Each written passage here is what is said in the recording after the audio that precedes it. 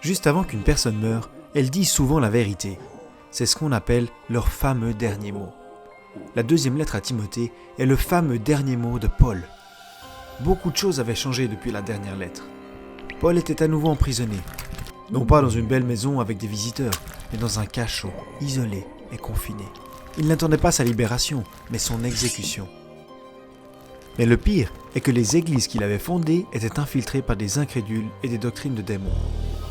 Devrait-il dire à Timothée d'abandonner ? Oh, jamais. Protège, combat, persévère et prêche. Aujourd'hui, il aurait dit #résiste.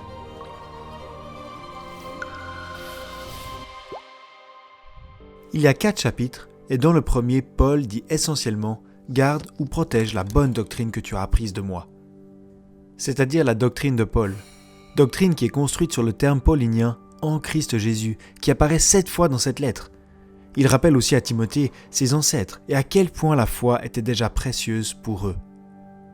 Mais comment Timothée pourrait-il protéger la doctrine ? Même Pierre a dit que les lettres de Paul étaient assez complexes. La réponse est « simplifie ». Crée un modèle, qu'on appelle aussi une vue d'ensemble, des choses, de sorte que tu puisses directement reconnaître et exclure les nouvelles doctrines. De plus, tu dois savoir contre qui tu dois protéger la doctrine. Paul lui montre qu'il y a des bons et des méchants, et c'est tout à fait correct et même utile de donner des noms. L'apôtre s'attend à ce que ce soit difficile pour le timide Timothée, et c'est pour ça qu'il l'encourage avec des images concrètes. La base de référence est « ce n'est pas un jeu ». C'est un combat. Grâce, multiplication et discipline sont nécessaires, comme un soldat, un athlète ou un fermier. Pour prêcher la vérité et éviter les futilités, pour fuir les excuses infantiles, et prier patiemment si Dieu veut changer le cœur des adversaires dans l'Église. Au chapitre 3, il prédit que les choses vont encore empirer.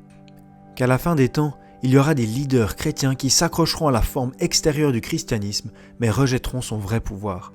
Il semble avoir raison, mais en complètement tort. Mais toi est l'antidote de Paul à ce déclin. Il dit à Timothée d'être différent et de rester fidèle à la révélation de Paul qui est divinement inspirée dans toute l'Écriture. L'Esprit Saint et la parole de Dieu sont les 2 ressources qui sont encore vitales pour nous dans les derniers jours.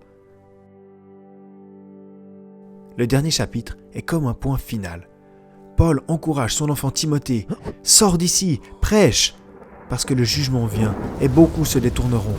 Prêche la parole, qu'ils le veuillent ou non, exhorte et enseigne, mais enseigne la bonne doctrine. À la fin, Paul devient très personnel. Il parle ouvertement de ce que cela a signifié pour lui, de ce que tout le monde l'ait abandonné, surtout pendant son procès. Mais il révèle aussi la douce communion que seuls ceux qui partagent la souffrance d'un sauveur rejeté ici sur la terre vivent. Parce que bientôt, les cieux régneront et les lieux célestes apparaîtront dans la gloire. Une question personnelle pour nous tous. Voulons-nous protéger, combattre, persévérer et prêcher l'évangile révélé par Paul ?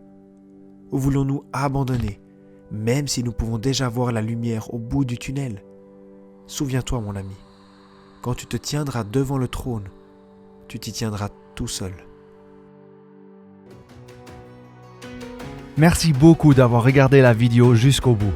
Vérifie brièvement s'il n'y a pas déjà un support à imprimer pour étudier l'épître individuellement ou en groupe au bas de la description.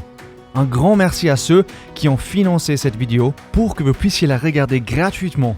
Si tu veux rejoindre le projet, consulte notre site www.crosspaint.tv. Merci en avance et on dit à la prochaine vidéo.